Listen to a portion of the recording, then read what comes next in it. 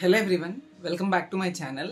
So college రిపోర్టింగ్కి ఏమేమి documents కావాలి ఏపీ ఈసెట్ రిలేటెడ్గా అనేది ఆల్రెడీ వీడియో చేశాను డిస్క్రిప్షన్లో అండ్ అలానే కమెంట్ సెక్షన్లో పిన్డ్ కమెంట్ కింద ఫస్ట్ కమెంట్లో మీకు కనిపిస్తుంది. వెళ్ళి ఒకసారి విజిట్ చేయండి. ఆ డాక్యుమెంట్స్ అన్ని మస్ట్ అండ్ షుడ్గా ఒరిజినల్ విత్ జెరాక్స్ అయితే 2 sets ఉండాలి. ఒకసారి వెళ్ళి విజిట్ చేయండి. చాలా క్లియర్ కట్ వీడియో ఉన్నది. ఓకే, ఇప్పుడు ఏంటి అంటే from seat allotment to college reporting and joining in your classes. So clear కట్గా చెప్తాను, చాలా జాగ్రత్తగా వినండి. ఓకే, ఇందులో ఏంటి అంటే first seat allotment order release అవుతుంది. ఈ సీట్ అలాట్మెంట్ ఆర్డర్ అనేది నేను ఇప్పుడు చెప్తున్న వీడియో ఈరోజు చేస్తున్న డేట్ వచ్చేసినప్పటికి 12th July. సో మనకి యాజ్ పర్ అఫీషియల్ అప్డేట్ అనేది 13th July అంటే రేపు వస్తుంది. ఏ టైంకి అంటే మాక్సిమం టైమ్స్లో మనకి ఈవినింగ్ రావచ్చు 6 o'clockకి. సో ప్రెసెంట్ ఉన్న అప్డేట్ వరకు. సో ఒకవేళ పోస్ట్ పోన్ అయితే మళ్ళీ మనకైతే అప్డేట్ వస్తుంది. కొన్నిసార్లు పోస్ట్ పోన్ అవ్వడానికి కూడా ఛాన్సెస్ ఉంది ఇఫ్ వర్క్ అనేది జరగకపోతే. సో ఫస్ట్ అయితే సీట్ అలాట్మెంట్ అనేది వస్తుంది. సీట్ అలాట్మెంట్లో మీకు ఏంటి అంటే మీరు ఏ కాలేజ్లో అలాట్ అయ్యారు, ఏ కేటగిరీలో అలాట్ అయ్యారు, అండ్ అలానే ఆ కాలేజ్ యొక్క ట్యూషన్ ఫీ ఏంటి, ప్రతి ఒక్కటి కూడా ఏ రీజియన్లో ఉంది, ప్రతి ఒక్కటి కూడా సీట్ అలాట్మెంట్ ఆర్డర్లోని డీటెయిల్గా రాసి ఉంచుతారు.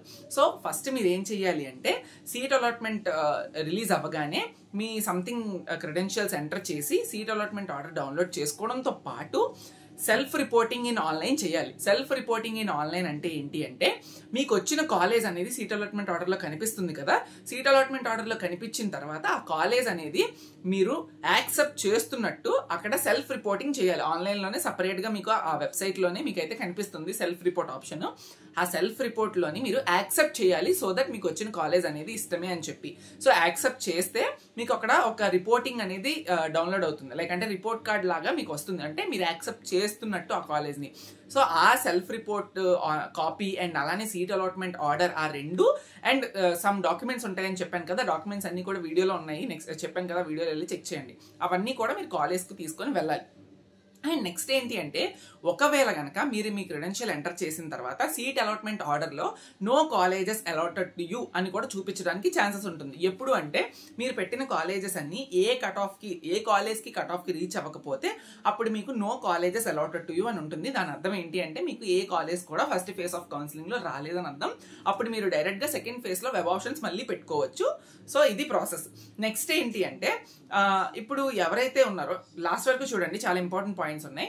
ఇప్పుడు ఏదైతే ఆన్లైన్ రిపోర్ట్లో మీరు యాక్సెప్ట్ చేసిన రిపోర్ట్ ఉందో ఆ రిపోర్టు, ఈ సీట్ అలాట్మెంట్ ఆర్డర్ డౌన్లోడ్ చేసుకుంది అండ్ డాక్యుమెంట్స్ అన్ని తీసుకొని మీ రెస్పెక్టెడ్ కాలేజెస్ ఏవైతే మీకు వచ్చాయో ఆ కాలేజెస్కి వెళ్ళి ఇచ్చిన డేట్స్లో, మనకి ఇచ్చిన డేట్స్ 14th నుండి అరౌండ్ 17th వరకు ఉంది. సో డేట్స్ చేంజ్ అవ్వచ్చు ఒకవేళ సీట్ అలాట్మెంట్ లేట్ అయితే. ఆ డేట్స్లోని మీరు వెళ్ళి కాలేజ్ రిపోర్టింగ్ చేయాలి. రిపోర్టింగ్ అంటే ఏ కాలేజ్ వచ్చిందో ఆ కాలేజ్కి వెళ్ళి ఈ డాక్యుమెంట్స్ అన్నింటినీ సబ్మిట్ చేసి ఆ కాలేజ్లో జాయిన్ అవుతున్నట్టు అక్కడ యాక్సెప్టెన్స్ చేయాలి. ఓకే, ఒకవేళ కనుక మీకు వచ్చిన సీట్ అలాట్మెంట్లో వచ్చిన కాలేజ్ ఆన్లైన్లో రిపోర్ట్ చేయాలి, యాక్సెప్ట్ చేయాలని చెప్పాను కదా, అది చేయకపోయినా విత్ ఇన్ డేట్స్ 14th నుండి 17th of July 2025 యాక్సెప్టెన్స్ కాలేజ్లోకి వెళ్ళి కాలేజ్ రిపోర్ట్ చేయకపోయినా మీకు వచ్చిన సీట్ ఫేజ్ 1లో వచ్చిన సీట్ అలాట్మెంట్ అనేది ఆటోమేటిక్గా క్యాన్సిల్ అవ్వడం జరుగుతుంది. ఆ సీట్ అనేది ఖాళీగా ఉంటుంది. ఆ సీట్ని సెకండ్ అలాట్మెంట్కి అలాట్ చేస్తారు కాలేజెస్లో ఇంటేక్లోకి. ఓకే, సో అర్థమైందా?